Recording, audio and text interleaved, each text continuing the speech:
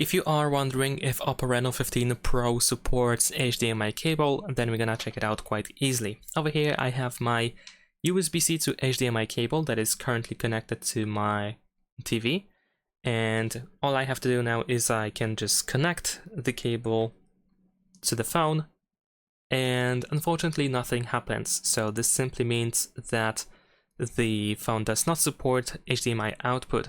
We can only see that the phone is trying to charge that other device, so it's trying to charge my TV.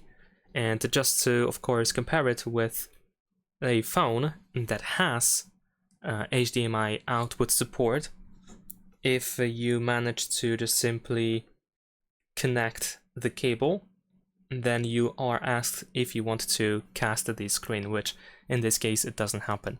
So unfortunately, OPPO Reno 15 Pro does not support HDMI cable. Leave a like and subscribe.